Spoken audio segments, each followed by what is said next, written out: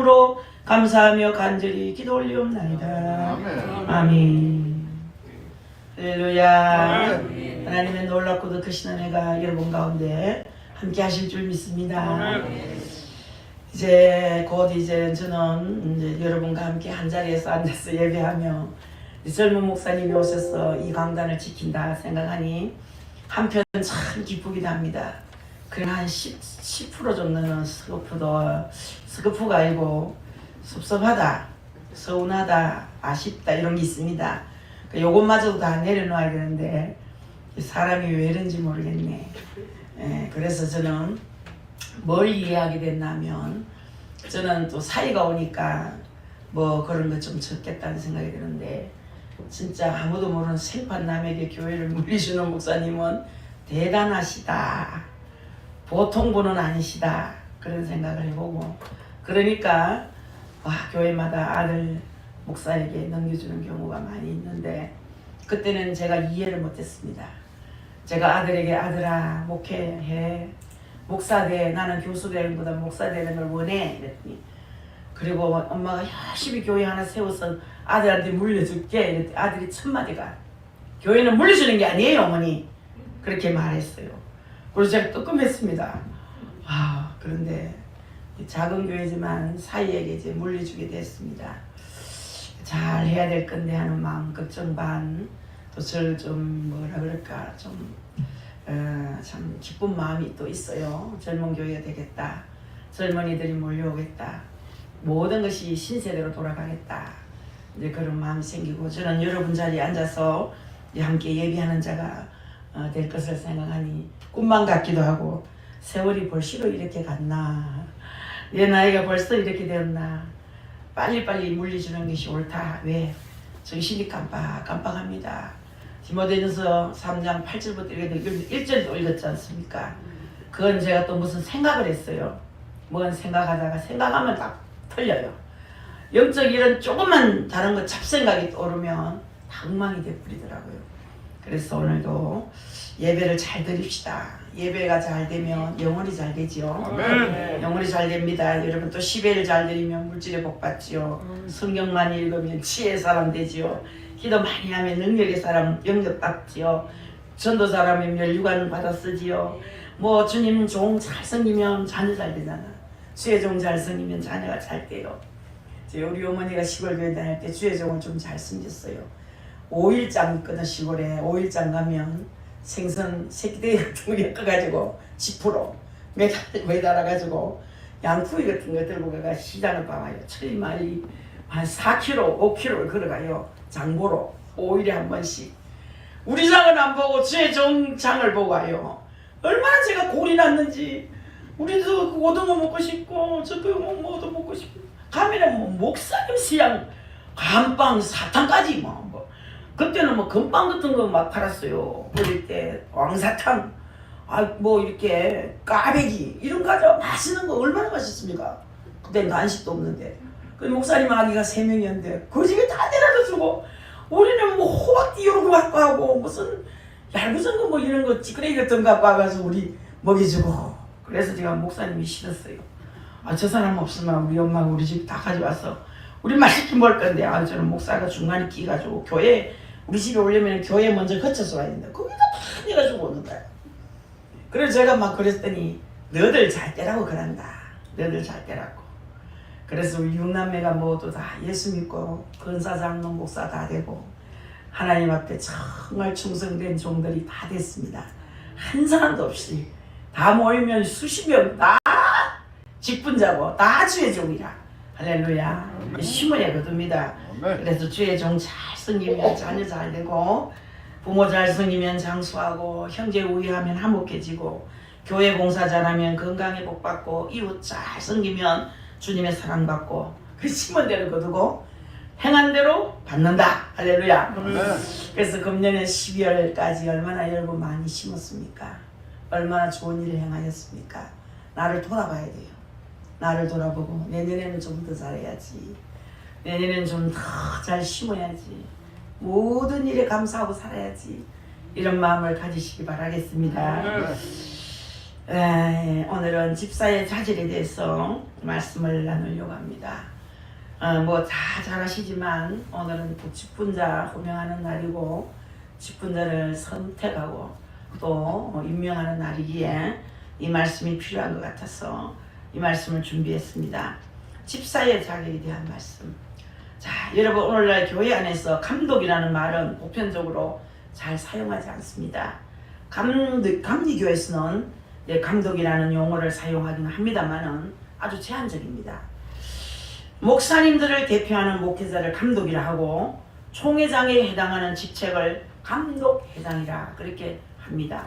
그러나 집사라는 용어는 오늘날 교회에서 그대로 사용하고 있습니다. 초대교회는 교회 안에 감독과 집사 두 분이 있었어요. 초대교회는 빌립보 1장 1절을 보면 이렇게 말하고 있습니다. 그리스도 예수의 종 바울과 디모데는 그리스도 예수 안에서 빌립보에 사는 모든 성도와 또한 감독들과 집사들에게 편지하노니. 자, 우리는 집사 직분의 기원을 사도행전에 찾을 수 있습니다. 사도행전 6장에 보면 집사가 세워지는 연유와 그 과정을 볼 수 있죠. 사도행전 6장 1절에 보면 이렇게 말씀합니다. 그때 제자가 더 많아졌는데 헬라파 유대인들이 자기의 가부들이 매일의 구제에 빠짐으로 기브리파 사람을 원망하니. 아멘. 그 당시 교회가 부흥하기 시작해서 사람들이 점점 많아지게 되었습니다. 예루살렘 안에는 헬라파 히브리인들보다 히브리파 유대인들이 더 많았어요. 그러다 보니까 필히 안으로 우리 마음이 말이에요. 우리가 참 생각할 때 교회가 뭐 어떻게든 간에 제가 어떤 교회를 흉을 봤더니 그 교회는 왜 그래 자꾸 쪼개지냐, 왜 그래 자꾸 싸우냐, 그 교회는 목사님이 1년에 2번씩 갈리냐 이랬더니 막 자기 교회 욕한다고 와 그런 소리 하지 말라고 뭐 교회가 뭐 일주일에 한 번 바뀌면 당신이 무슨 관계가 있냐고. 아이고 어찌나 미안한지. 여러분 모든 것이 다 팔이 안으로 굽는다는 거죠. 다 그렇죠. 그래서 여기에서 헬라파 유대인들의 원망과 불평이 나오게 되는 것인데 12사도가 모든 제자들을 불러서 자신들은 구제의 사역에서 빠지고 오직 하나님 말씀과 기도로 전무하겠다 그런 얘기를 합니다. 자, 우리가 예수 믿는 여러분들은 물론 출근하기 바쁘고 새벽 기도하기 바쁘고 뭐 저녁 기도하기 바쁘고 기도하기 바쁘고 또 여러분 육신의 일도 해야 되고 영의 일도 해야 되고 참 바쁩니다. 제가 오늘 가만히 찬송을 들으면서 생각했어요. 김신미 권사가 얼마나 바쁘겠노.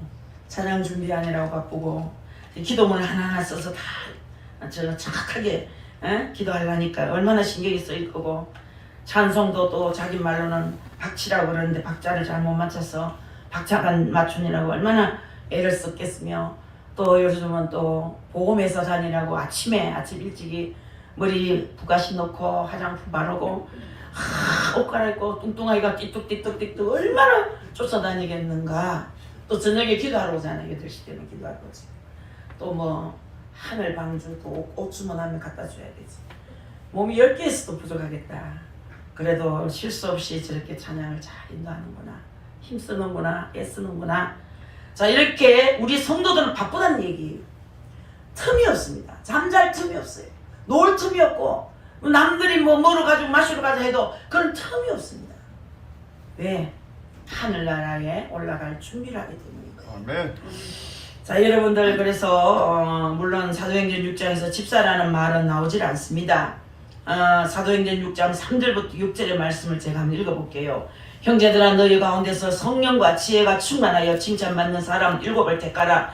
우리가 이 일을 그들에게 맡기고 우리는 오로지 기도하는 일과 말씀 사역에 힘쓰리라 하니 온 무리가 이 말을 기뻐하여 믿음과 성령이 충만한 사람 스데반과 또 빌립과 브로고로와 니가노르와 디몬과 바베노와 유대교에 입교했던 안디옥 사람 니골라를 택하여 사도들 앞에 세우니 사도들이 기도하고 그들에게 안수하니라. 아멘.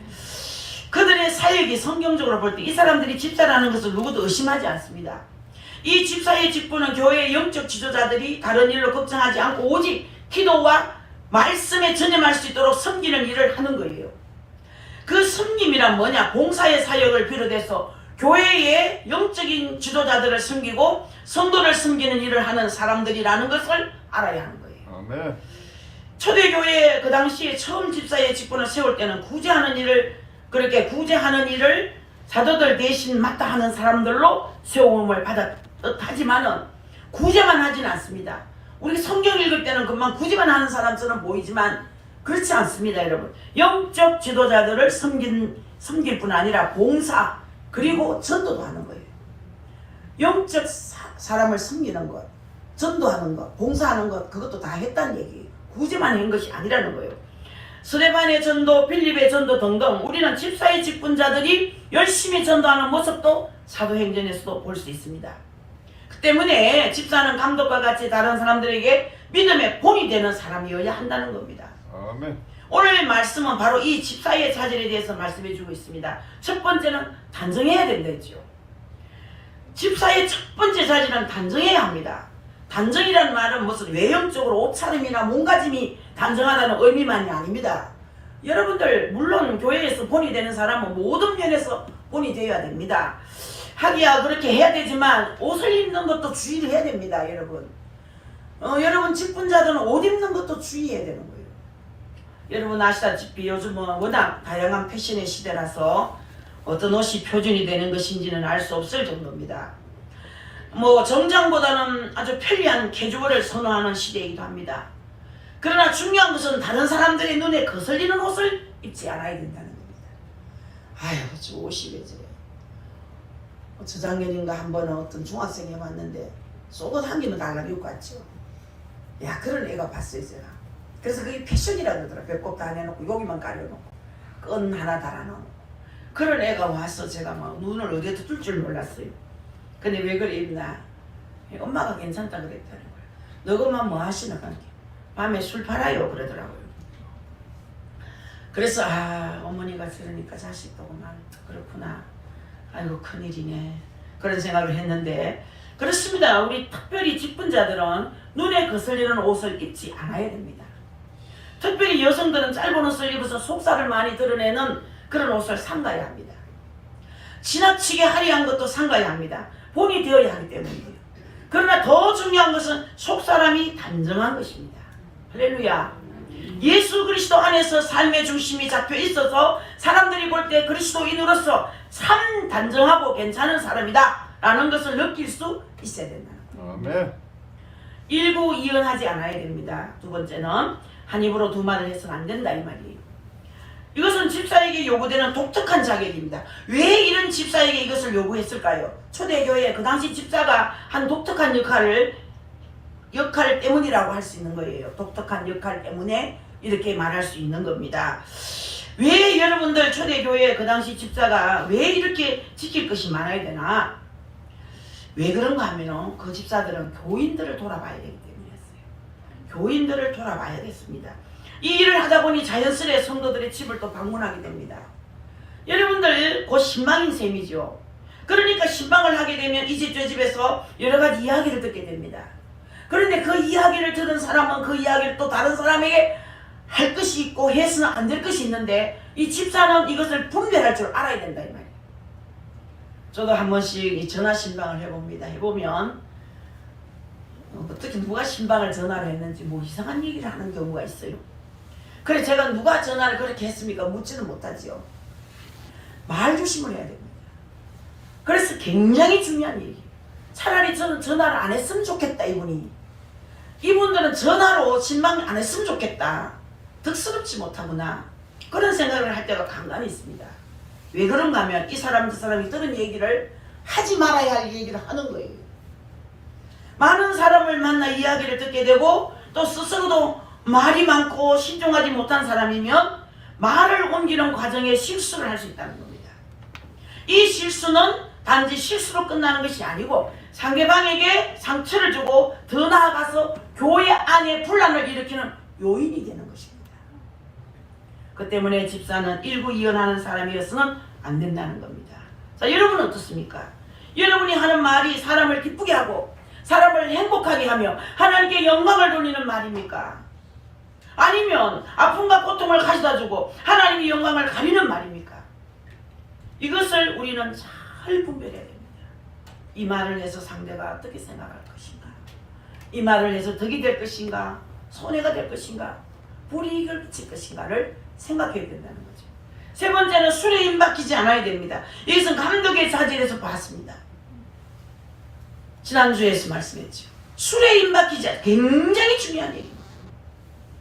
구별이 뭡니까? 선민이 뭡니까? 구별된 삶이 뭡니까? 하나님의 자녀의 삶이 무엇입니까? 절대로 술을 가까이 해서는 안 됩니다. 술과 담배는 덕되지 않습니다. 영광을 가립니다. 어떤 훌륭한 청년이 자기 교회 안수 집사님이 빠꼼빠꼼 차 뒤에서 술, 담배 피우는 걸 보고 시험 들어서 교회를 안 나가요. 그래 그 청년이 아유 내가 그래도 교회 다닐 때 좋았다고 그래요. 그게 왜 안 나갔냐 했더니 우리 저희 교회 안수 집사가 차 뒤에 숨어가 담배를 빠꼼빠꼼 피워가 그거 보고 기절을 하면서 교회에서는 그렇게 기도를 잘하고 그렇게 거룩해 보이고 많은 사람들에게 덕을 끼치는 것 같았고 잘 계셨습니까? 평안하셨습니까? 예수님밖에 없습니다. 이랬던 사람이 차 뒤에 숨어서 담배를 빠꼼빠꼼 피우려는 거야.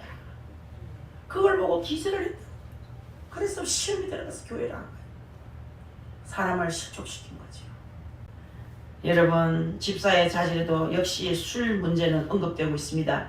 술에 임박히지 않아야 한다는 것은 술을 즐기거나 또 술에 취하거나 술에 중독돼서 안 된다 이 말이에요. 술 즐기는 것은 말도 되지 않습니다. 술에 취하는 것 절대로 해서는 안 됩니다. 중독돼서는 안 됩니다.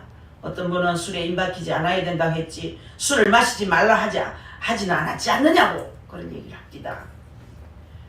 여러분 물론 초대교회 그 당시 술을 마셨습니다. 그 술은 지금과 같이 그렇게 마신 술이 아니고 대체로 약으로 먹었어요. 아시다시피 디모데전서 5장 23절에 보면 사도 바울이 디모데에게 물만 마시지 말고 네 위장을 자주 나는 병을 위해서 포도주를 조금씩 쓰라고 했어요. 그래서 디모데에게 위장병이 있었던 것 같습니다. 네 위장에 물만 먹는 것보다 포도주를 조금 쓰는 게 좋겠다. 위장병이 있으니까 약으로 씁니다.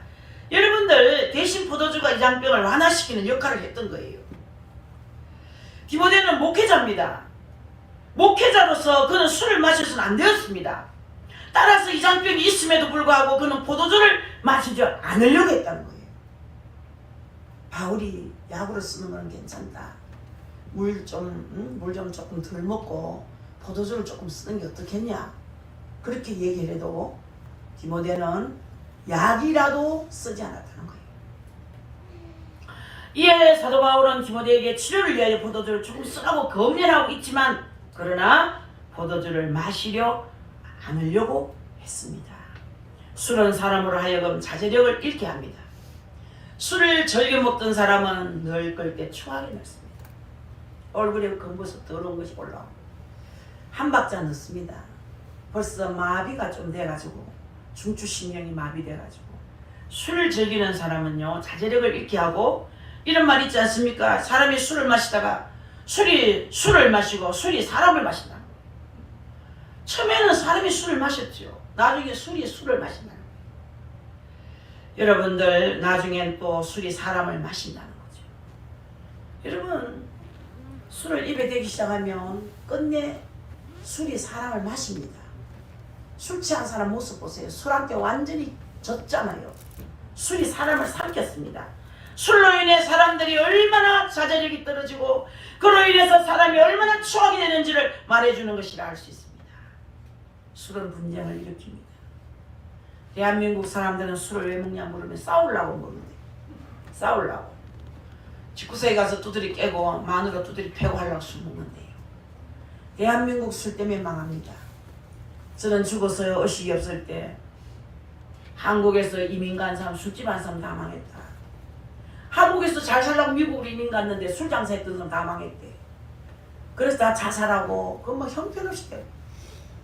근데 우리 한국도 술 때문에 망한다 그러더라고요. 근데 막 술 냄새 진동하는데 그 냄새가 지옥 냄새였어요. 제가 지옥 입구에서 맡은 냄새가 바로 술집에서 나는 냄새였습니다. 교회의 직분자가 술로 인해 자제력을 잃고 좋지 못한 모습을 보이거나 판단력을 잃을 때 그리고 이성을 잃음으로 흉한 모습을 보일 때 그 영향은 교회 안에 누가 될 수 있다는 얘기입니다. 하나님의 영광을 가려오는 일이 됩니다. 아멘. 그 때문에 술을 금하고 있는 것입니다.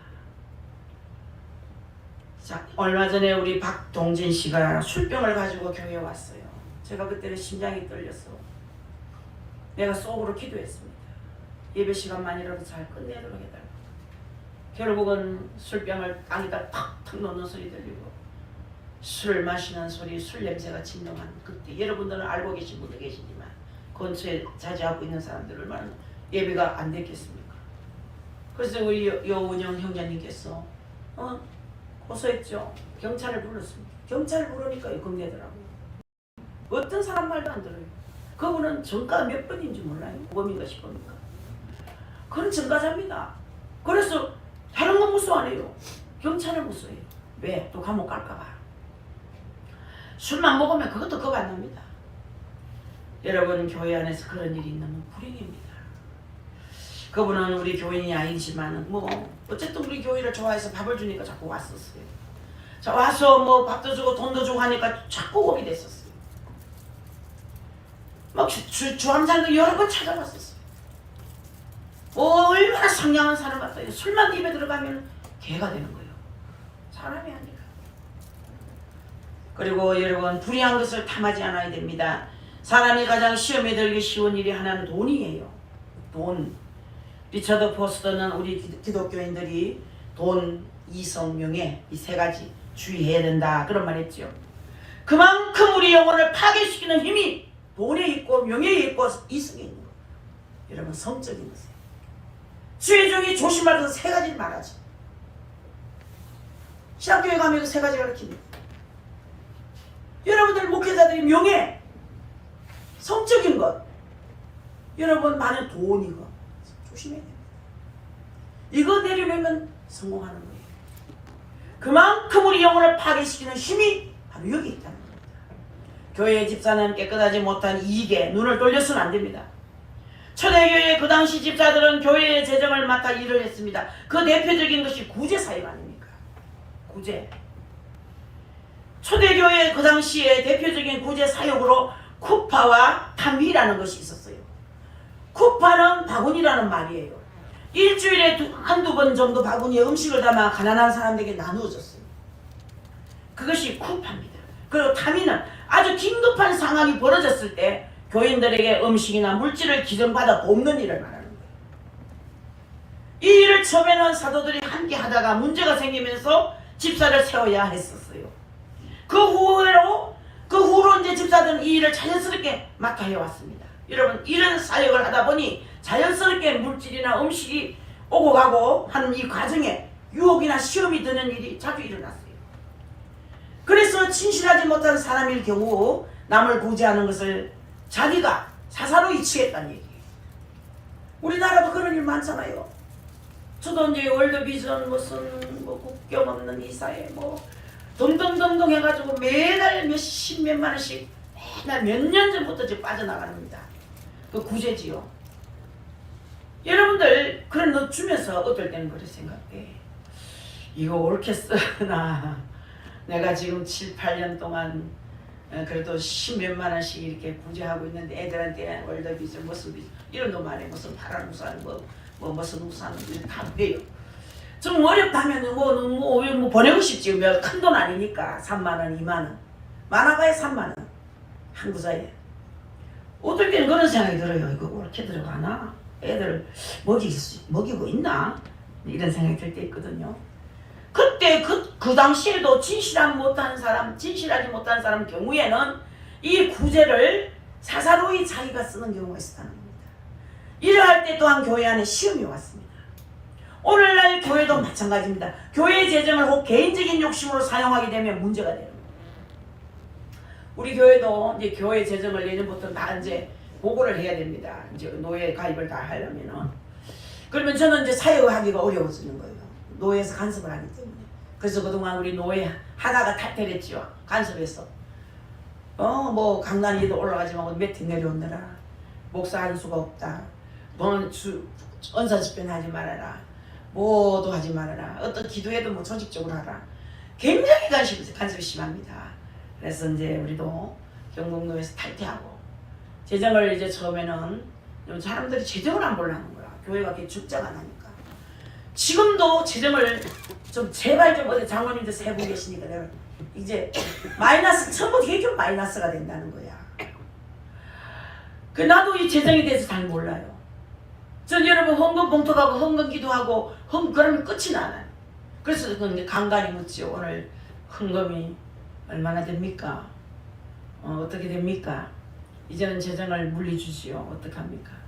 이제 흑자가 나야 되지. 내년에 흑자가 나든 적자가 나든 다 물립시다.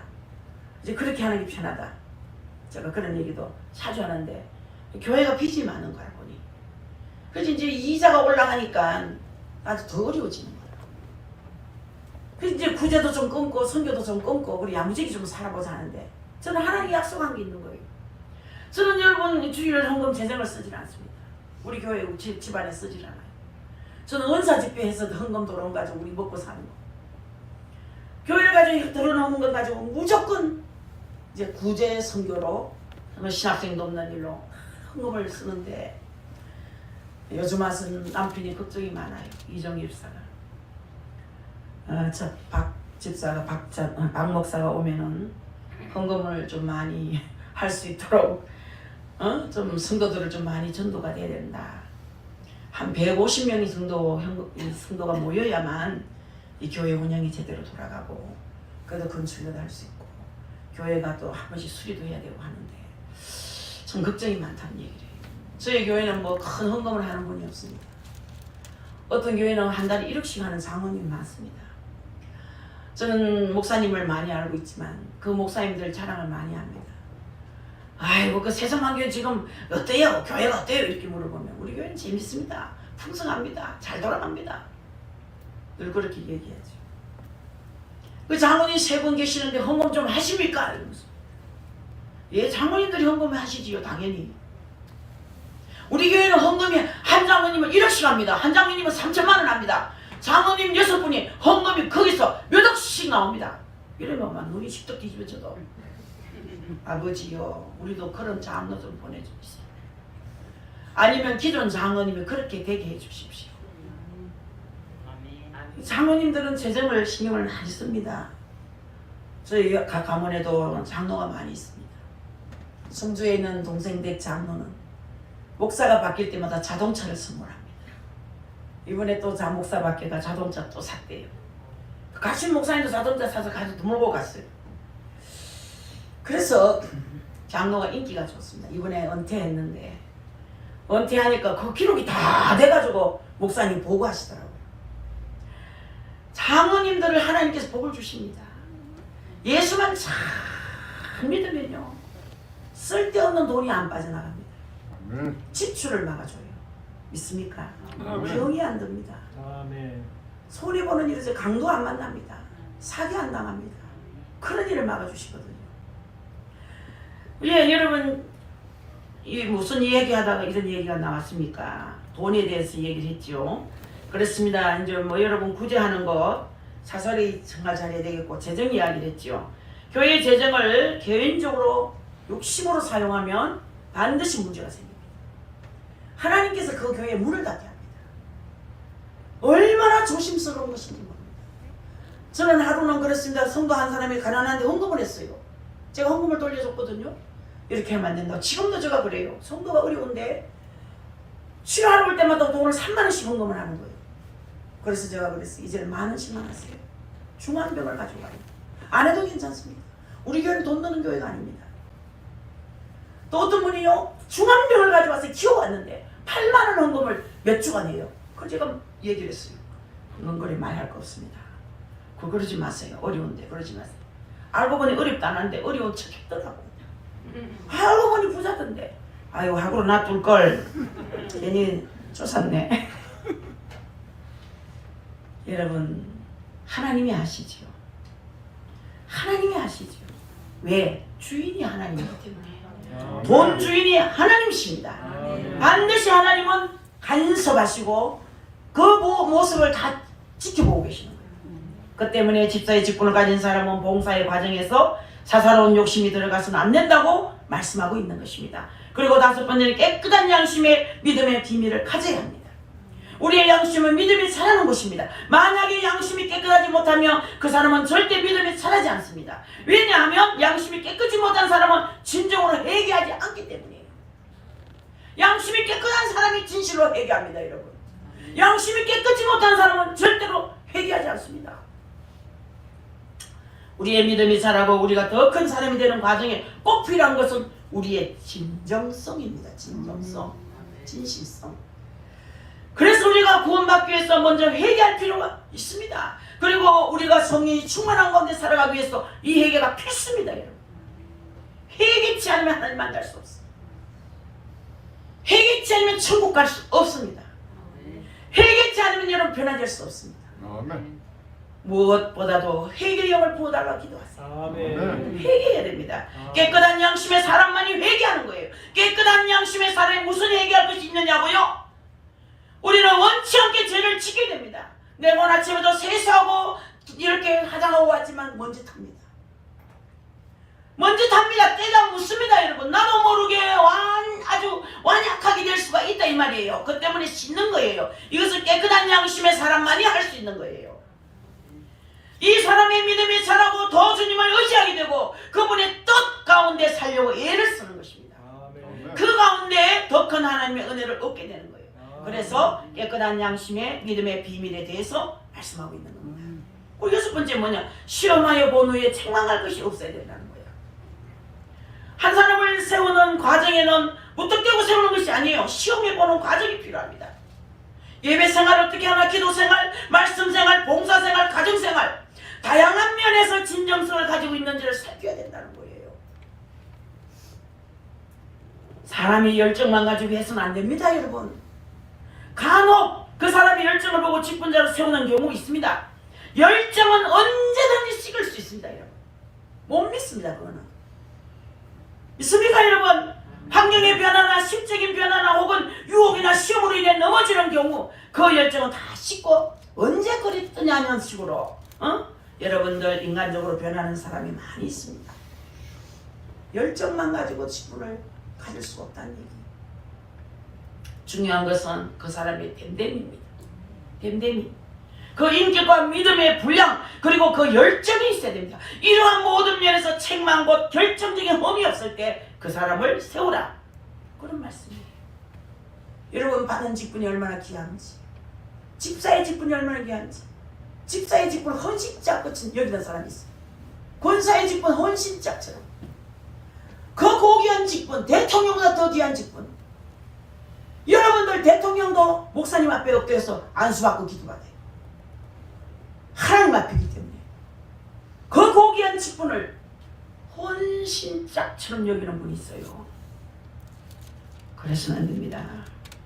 여러분 교회의 직분자는 책망받을 것이 없어야 된다는 거예요. 아멘. 그리고 일곱째로는 가정을 잘 다스려야 됩니다. 감독의 자질에서 이 부분은 언급하는 걸 봤죠, 여러분. 목사, 장로, 집사의 직분을 가진 모든 사람은 가정을 잘 다스려야 됩니다. 한 아내의 남편으로, 한 남편의 아내로서, 자녀들의 부모로서 본을 이루고 가정의 평안을 이루어야 되는 거예요. 가정이 편안하지 못할 때, 가정 안에 사랑이 없을 때 누구도 바로 섬길 수 없습니다. 나의 가장 가까운 사람을 내가 바로 섬기지 못하는데 어떻게 다른 사람을 진정으로 섬길 수 있겠습니까? 형제를 사랑하지 못하는 자는 보이지 않는 하나님을 사랑할 수 없다고 요한일서 4장에서 말씀하지 않습니까? 이 형제가 누굽니까? 가깝게는 나의 아내, 나의 남편, 나의 자녀, 가족입니다. 가족. 그리고 교회의 성도들입니다. 지도자는 가정을 잘 세워나가야 합니다. 사랑하는 성도 여러분, 지금까지 본 이 모든 것이 바로 집사의 자질로 요구되는 내용들입니다. 마지막 절 한번 보십시다. 13절에 집사의 직분을 잘하는 자들은 아름다운 지위와 그리스도 예수 안에 있는 믿음의 큰 담력을 얻느니라. 할렐루야. 집사의 직분을 잘 감당했을 때 아름다운 지위를 얻게 된다는 말씀이에요. 아름다운 지위. 이 지위라는 말은 단계라는 말로 번역할 수 있어요. 단계. 곧 하나님의 축복을 받을 수 있는 좀 더 중요한 책임을 감당할 수 있는 자리에 서게 된다는 거예요. 그리고 담력을 얻게 된다 했습니다. 담력이란 말은 확신이란 말로 번역할 수 있습니다. 믿음의 확신 가운데서 더 잘하고 더 잘함으로 하나님의 능력과 세계를 경험하게 된다는 말씀이에요. 자, 여기서 성장과 성숙이 나타납니다. 교회 안에서 봉사할 때 사람들이 믿음은 잘합니다. 여러분. 어떤 분이 헌금 작게 하라 하니까 좋아가지고 나는 교회만 가까우면 이겨야 오고 싶다 그러더라고요. 아이고 헌금 많이 하라 할지 좋아해야 되지. 적게 한다 하고 적게 하라고 하니까 얼마나 좋아해요. 저 어디 뭐 상인동 어디 있는데 하고만 내년에는 일로 와야 되겠다 그래요. 아이고 그러지만 가까운 교회가 있으면 기도도 하고 교회가 가까워야 된다. 아이고 여기 오니까 와 이렇게 마음이 편하노. 헌금 작게 하라 하니까 좋아가지고 말이에요. 사람들은요 돈에 관심이 많습니다. 여러분들도 마찬가지죠. 하나님도 마찬가지예요. 어떨 때는 하나님 유치하다 생각될 때 있어요. 왜 하나님 돈을 그리 좋아하시는 거? 우리 하나님 돈이 없어서 좋아하시겠습니까? 진짜 돈이 필요한 것은 교회입니다. 교회는요 구제하는 교회, 선교하는 교회, 교육하는 교회, 이웃을 사랑하고 나누는 교회. 이것이 교회인 거예요. 과거에 우리 김도신 목사님 우리 이름도 있을 거예요. 김도신 목사님 말이에요. 삼덕동에 있는 무슨 교회입니까? 동부교회.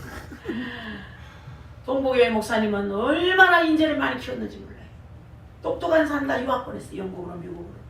수많은 그 장영일 목사도 저 부모교회 그 목사님 유학시켜서 최종시킨 목사님이거든요. 대구에서 돌아갑니다. 미국에서도 영국에서도 목회하는 분이 많아요. 그분은요 수십 명씩 수백 명씩 장학금으로 아이들 유학시키고 공부시켜서 최종을 배출한 목사님이에요. 그게 진정한 지도자입니다. 진정한 지도자는 지도자를 세웁니다. 진정한 지도자는 일꾼을 세우는 거예요. 지금 우리 교회도 이제 일꾼을 세우는 사람이 많아요. 기도받고 선 사람, 초대교회 했을 때는, 신암동에 초대교회 했을 때는 신학생 6명씩 7명씩 등록금 대주면서 죽을 고생했습니다. 저도 나중에 다 대주고 나 우리 아들 등록금 댈 게 없더라고. 아 서울대 입학해야 되는데 서울대 합격을 했는데 입학금 90몇만 원이 없더라고요. 등록금 입학금 남아이 뭐 200몇십만 큰뭐 어느 뭐 영대 무슨대 뭐 영남신학교 무슨 학교 저 등록금이 다 있었어요. 우리 학교는 90몇만 원밖에 안 되는데도 그 돈이 없더라고요. 다 공부시키고 아이들 나눠주다 보니까. 그래도 하나님 다 아시고 아이들을 다 잘 키워주셨어. 이 심는 거라고 심는 거. 남의 자식을 위해 심었더니 내 자식이 잘 돼. 어제 우리 재롱잔치 우리 막내 설이 에너지가 얼마나 충전되는지 말이에요. 아직까지 그 에너지가 남아있어. 그 재롱을 보면서 내가 많이 감사했어. 건강하고 똘똘하고 발랄하고 무대에 올라가서 다른 사람 아이들은 다 주눅이 들어있는데 혼자 이러는 거예요. 사진을 떠보고 동영상을 떠보고 밤새도록 보고 아침에 보고 또 보고 에너지가 충만해져요. 그게 어디서 나오는 것입니까? 주께로부터 오는 거예요. 아멘. 주님이 주신 거 아니겠어요? 심은 대로 거두게 돼요. 많이 심으세요. 심을 거 없으시면 기도 심으세요. 사랑을 심으세요. 여러분. 헌신을 심으세요. 이웃을 위해서 희생을 좀 심으세요. 사랑하는 성도 여러분, 지금까지 본 이 모든 것이 바로 집사의 사절로 요구되는 내용을 말씀했습니다. 13절 한 번 더 보십시다. 집사의 직분을 잘한 자는 아름다운 지혜와 그리스도 예수 안에 있는 믿음의 담력을 얻는다고 분명히 말씀했습니다. 여러분들 여기서 성장과 성숙이 나타난다는 얘기입니다. 교회 안에서 봉사할 때 사람들의 믿음이 자라난다는 얘기입니다. 예배만 드리는 사람들은 믿음이 거의 자라지 않아요. 예배 달랑 드리고 가는 사람, 우리가 잠깐 설거지만 해도 여러분들 믿음이 자라요. 할렐루야. 아멘. 정말 전혀 봉사하지 않은 사람 믿음이 그렇게 자라지 않습니다. 그래서 주방에서 열심히 봉사하면 권사직분 줍니다. 여러분들 다 투표해보세요. 봉사한 사람 다 여러분들 다 임명됩니다. 일꾼으로 뽑히는 거예요. 그래서 그릇을 좀 닦으시고 여러분들 행주라도 빠시고 교회 의자라도 한 번씩 닦아보세요. 믿음이 자랍니다. 공짜가 없어요. 봉사해야 믿음은 잘 자랍니다. 여러분, 직분자 여러분, 지금 여러분은 어떠하십니까? 우리의 모습을 돌아보십시다. 그리고 아직 직분을 받지 못한 분들은 이러한 자리를 생각하면서 노력하십시다. 우리 하나님께서 귀 쓰시는 그릇이 되십시다. 여러분. 그래서 우리 교회가 더 아름답고 복된 그런 교회로 자라가기를 주 예수 이름으로 축복합니다. 기도 한번 잠깐 드리겠습니다. 아버지, 오늘 말씀을 증거했습니다. 말씀 전달 이 정도는 많이 부족합니다. 주의 일을 제대로 감당하지 못한 죄 용서해 주시고 이제 앞으로 남은 여생 아버지 위에 살다가 죽게 해 주옵소서. 오직 소원은 천국 복음 전하는 것입니다. 오직 이 종의 바람은 많은 영혼을 천국으로 보내는 것입니다. 주님, 죽어도 주를 위해서 살아도 주를 위해서 살기를 원하오니 종에게 먼저 은혜를 주시고 종의 가족들에게도 이와 같은 동일한 은혜를 주시고 자주 자녀들의 가정에도 이러한 동일한 은혜를 주시고 우리 성도들 각 가정과 우리 사랑하는 직분자들, 중직자들 큰 은혜 주셔서 직분 잘 감당하게 하시고 집사의 자질, 감독의 자질을 잘 갖출 수 있도록 축복하여 주옵소서. 모든 일에 감사하고 예수 그리스도의 이름으로 기도합니다. 아멘. 찬양 부르기 전에 직분자